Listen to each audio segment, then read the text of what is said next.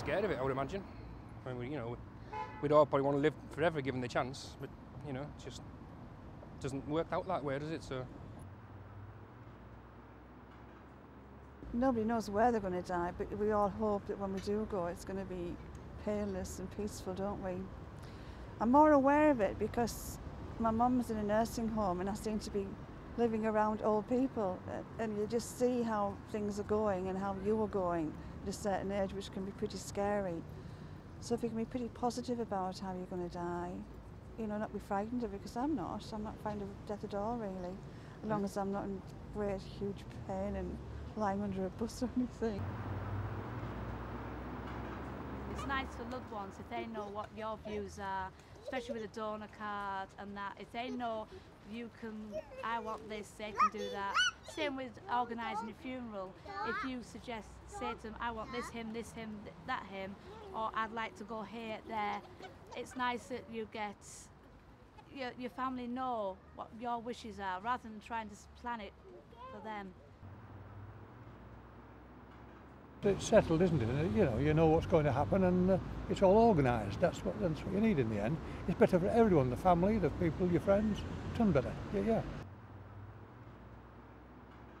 Not yet, but I've encouraged my parents to think about it and let them know what their wishes are. So when the time comes, not for a long while, hopefully, they can then explain to me and say, I want that hymn. You remember that hymn? I like that hymn, and I can write it down.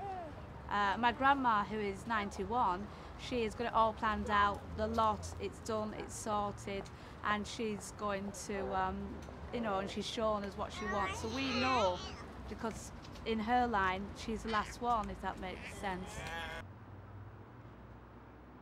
Personally speaking, I'd like to be on one of these Roman pyres, burned on the moors up near Whitby somewhere. Would be kind of cool. Is that something that you've talked to your family and your friends about then? I've talked to no one about it, I suppose. Maybe I should, but I've made no sort of choices yet. I mean, my wife... I know what you want. You want to be buried, no?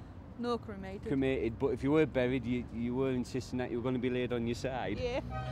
Because you could never sleep on her back.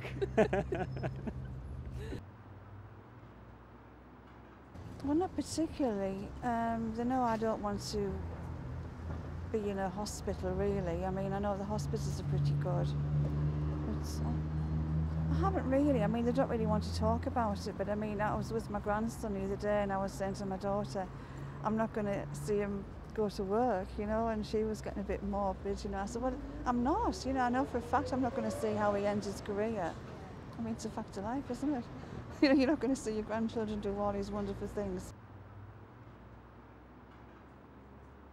You don't know what's around the corner, do you? I mean, I know a friend of mine who died and he was only 30-year-old and he hadn't made a will or anything out, so there was no plans, and he had a wife and 2 bairns, so it's difficult, isn't it? I mean, put the news on every day and there's people dying of cancer and this, that and the other, and you just, you don't know what's around the corner. It's, you need to think about this sort of thing, don't you? It has. I think it's sort of dealt with. She's not got that worry about somebody having to fork out money or somebody having to work out what they want, when you know your grandma, but you may not know that's her favourite song. You may not know that's what her wishes are. And I'd much rather plan somebody's funeral or somebody's end with something they would wish to have.